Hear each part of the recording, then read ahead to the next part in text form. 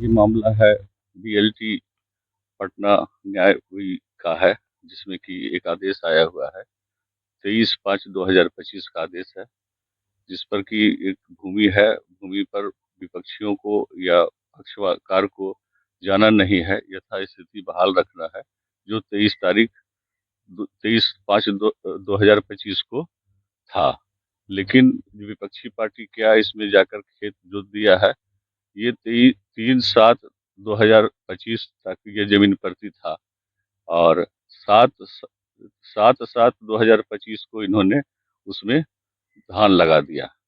जब मुझे जानकारी हुई, मैं रांची में रहता हूँ, मेरे यहाँ कोई परिवार नहीं है, मेरे अनुपस्थिति में ये लोग मेरे जमीन को सब इसी तरह से तंग फजहत करके कब्जा करने की कोशिश कर रहे हैं। कितना जमीन है? जमीन 12 एकड़ 91 डिसमिल जमीन है, जिसमें एक बार 144 भी करवाए थे, जिसमें एक पक्षीय जो है, हमको भूमि पर जाने के लिए आदेश मिला था अनुमंडल दंडाधिकारी से, और उनको निरुद्ध किया गया था, उनको जाने का आदेश नहीं मिला था। कौन लोग हैं सर जो जमीन पर कब्जा उसमें है सी विभूति, पिता कौशलेंद्र कुमार, जो सजा याफ्ता मुजरिम है, जमानत पर छूटे हुए हैं, और रितेश सितेश कुमार, पिता परमानंद, जो विपक्षी पार्टी के पुत्र हैं। ये अनंत कुमार है, विनोद कुमार है, महेश्वरी प्रसाद है, सभी ये विपक्षी पार्टी है। सभी के पुत्रगण और सभी अपने रसूख का फायदा उठा करके मेरी भूमि को तरह तरह से मुझे परेशान करते हैं, और मेरे घर को ताला तोड़ने की धमकी भी पुलिस प्रशासन के सामने भी दी है। तो मुझे डर है कि कहीं इस तरह से सर, आप कोई। बहुत बड़ी बात बोल रहे हैं कि पुलिस प्रशासन के सामने आपको धमकी दी गई है घर का ताला तोड़ने जी के लिए, तो क्या पुलिस प्रशासन से इस संबंध में कहीं आप उससे उचित अधिकारी से मिले हैं क्या? जी, जिस दिन ये जो धान रोपनी हो रहा था, मैं विरोध करने के लिए गया था। पुलिस को मैं, ये बड़ा बाबू जो है प्रभारी इंचार्ज, उनको फोन किया था। फोन करने के बाद वो बोले कि हम 10 से 15 मिनट में आ रहे हैं, तब तक आप वहाँ रहिए। लेकिन विपक्षी पार्टी को उस पर धान लगाने की अनुमति को जो है उसको विरोध नहीं किया, उसको बोले कुछ नहीं कहे, और धान वो लगाता रह गया।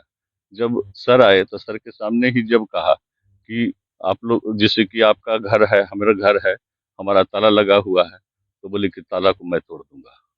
तो हम उस समय भी अपोज किए, सर को भी बोले कि सर देखिए, आपके सामने भी ये आदमी कह रहा है कि मेरे घर का ताला तोड़ देगा। तो ये जिस दिन भी ये मेरे घर का ताला टूटता है, तो वही जो जमानत पर छूटा हुआ शिव विभूति है, जिसके यहाँ से असला बारूद, गोला बारूद 507/2022 का जो एफआईआर नंबर है, इस पर उसको 5 साल की सजा हो चुकी है, और सजा सीजीएम के यहाँ से, और वो अभी डिस्ट्रिक्ट जज के यहाँ ट्रायल पर जमानत पा करके उसका अभी चल रहा है। तो ऐसे खतरनाक मुजरिम के सामने मैं अपना जीवन, मैं सीनियर सिटीजन हूँ, मेरी उम्र 63 साल लगभग है, मुझे वो धमकी देता है, जान से मारने की धमकी भी देता है। उसके पास सब सब है, गुंडे हैं, मवाली है, उसका सारा परिवार आपराधिक छवि का है, जो सभी चीज को कोर्ट द्वारा भी ये साबित हो चुका है। मुझे डर है, मुझे जान का खतरा है। मैं अपने खेत को देखभाल करने के लिए रवि कुमार, पिता सागर राउत, ग्राम कुसुम्भा को नियुक्त किया हूँ।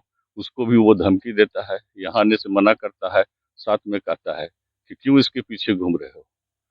जब वो मेरा देख रेख करता है, मुझे इसके अपराधियों से बचाता है, मुझे वो अपने घर में रखता है, मुझे खाना खिलाता है, तो क्या वो व्यक्ति मेरे साथ नहीं रहेगा, या मेरे जितने भी जमीनों का देखभाल वो नहीं करेगा। मैं आपके सामने ये दावे के साथ करता हूँ कि रवि कुमार ही मेरे पूरे संपत्ति का देख रेख करता है, उसका लाभ हानि मैं और रवि कुमार अभी समझेंगे। जमीन पर कब्जा है, खेती बाड़ी भी हो रही है, आपका अगला कदम क्या होगा? मेरा अगला कदम है कानून के द्वारा, इसकी जो कानून का जो कहता है। कानून की बात आप कर रहे हैं, कानून के द्वारा आदेश जारी किया गया, लेकिन प्रशासन आपको सहयोग नहीं कर रहा है, क्या कीजिएगा? तो मैं इस पर तो मैं अगला जो है, पटना में जो हाई कोर्ट के अधीन में जो बीएलटी है, उसके यहाँ इसको भेजूंगा और सब चीज करूंगा। क्या नाम है? मेरा नाम यतीश कुमार है, पिता स्वर्गीय बुंदीलाल है। मैं यहाँ निवासी हूँ, मेरा वोटर लिस्ट भी है, मेरा नाम है यहाँ का बरिया बीघा का।